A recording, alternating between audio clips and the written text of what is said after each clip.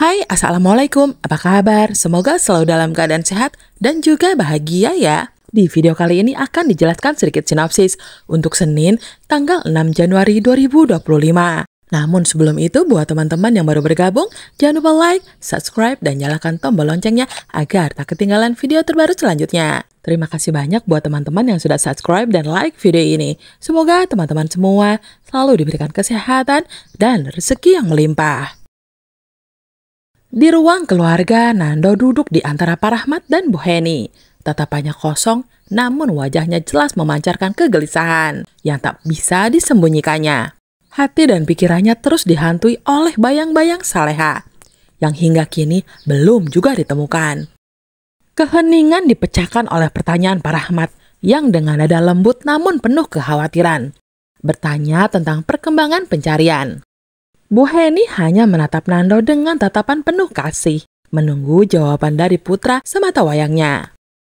Dengan nafas berat, Nando menjelaskan bahwa pihak kepolisian sudah membuat sketsa wajah para pelaku dan menyebarkannya di berbagai media sosial. Namun belum ada petunjuk yang cukup kuat untuk membawa mereka pada titik terang. Meski terlihat lesu, Nando mencoba tetap berpikir positif. Ia mengungkapkan keinginannya untuk mengadakan acara doa bersama yang sederhana. Berharap semakin banyak doa yang dipanjatkan, semakin besar pula peluang Saleha ditemukan. Ia percaya doa adalah kekuatan yang tak terlihat dan kita tidak pernah tahu doa siapa yang akan dijawab oleh Allah. Mendengar itu, Pak Rahmat mengangguk dengan wajah serius. Sementara Bu Heni tersenyum tipis, seolah menyiratkan persetujuannya. Setelah diskusi singkat, mereka sepakat untuk mendukung ide Nando. Sementara itu, di tengah hutan yang sunyi dan jauh dari keramaian, Hans dan Bambang terus bersembunyi dengan Saleha sebagai tawanan mereka. Tempat itu semakin terasa menyesakan, dengan ruang gerak yang terbatas dan rasa waspada yang tak pernah surut. Meski demikian, keduanya tetap bertahan, seperti tak memiliki pilihan lain. Ketidakpastian masa depan menghantui mereka. Namun, tekad untuk bertahan mengalahkan segala rasa takut. Sementara itu, Saleha tampak lelah dan lunglai, tetapi ia tetap berusaha menjaga kesadaran dan mencari celah untuk melarikan diri. Dalam diamnya, ia terus menyusun rencana, menunggu saat yang tepat untuk melepaskan diri dari belenggu ini. Ketika Hans dan Bambang lengah, Saleha mengumpulkan seluruh keberaniannya untuk bangkit dari tempatnya terbaring. Dengan tangan yang terikat dan kain menutupi wajahnya, ia meraba-raba jalan keluar. Meski langkahnya terhuyung dan tak pasti, ia terus berjalan, mengikuti naluri yang membawanya menjauh dari para penculik itu. Ranting dan duri tajam hutan menggores kulitnya, tetapi ia tak peduli. Rasa takut kehilangan kebebasan memberinya kekuatan untuk terus bergerak meski ia tak tahu kemana arah yang dituju. Di antara semak-semak hutan yang lebat, tanpa ia sadari, seekor ular tengah mengintai. Saleha yang tak dapat melihat sekelilingnya tak menyadari bahaya yang mendekat. Dalam sekejap, ular itu mematuk kakinya, membuatnya terkejut dan menjerit kesakitan. Rasa nyeri yang menjalar dari kakinya membuat tubuhnya kehilangan keseimbangan, hingga ia tergelincir ke tanah curam yang penuh bebatuan. Terguling-guling tak terkendali hingga akhirnya terkapar tak sadarkan diri. Hutan kembali sunyi, hanya suara angin dan dedaunan yang menemani tubuhnya yang lemah, menunggu takdir berikutnya. Sementara itu, Hans dan Bambang langsung panik. Begitu menyadari Saleha telah menghilang, mereka memutuskan untuk berpencar dan menyisir hutan demi menemukan jejaknya. Hans berjalan dengan langkah tergesa, nafasnya memburu di tengah kemarahannya yang semakin memuncak. Ia merasa usahanya selama ini sia-sia dan pikirannya makin keruh saat teringat bagaimana Citra sama sekali tak peduli dengan situasinya. Di sisi lain, Bambang terus bergerak menyusuri semak-semak dan pepohonan lebat. Keyakinannya menguat bahwa Saleha tak mungkin pergi terlalu jauh.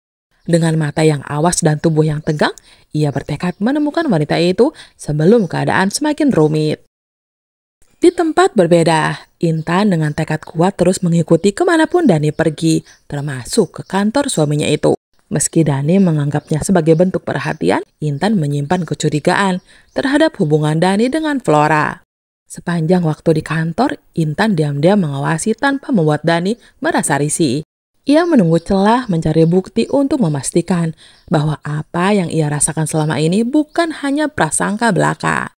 Namun, hingga saat itu, semua tampak biasa saja.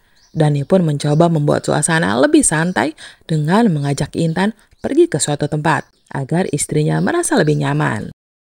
Ketegangan mulai muncul ketika Intan meminta izin ke toilet, meninggalkan Dani sendirian. Saat itulah Flora muncul, menyapa Dani dengan ramah dan membahas sesuatu yang mengejutkan. Nomor telepon Dani yang ia simpan di ponselnya.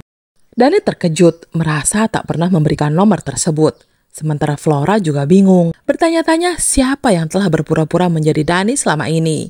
Untuk menghindari kesalahpahaman lebih jauh, Dani memberikan nomor teleponnya yang asli, dan keduanya bertukar kontak secara formal. Momen itu yang tanpa sengaja dilihat oleh Intan sepulangnya dari toilet. Hatinya bergolak, matanya menangkap apa yang ia tafsirkan sebagai bukti nyata, bahwa dugaannya selama ini adalah benar. Dengan amarah yang meluap, Intan merasa Flora telah mencoba menggoda suaminya dan tanpa ragu bersiap melakukan sesuatu untuk menghentikannya. Padahal Flora tak bermaksud apa-apa selain menjaga hubungan profesional.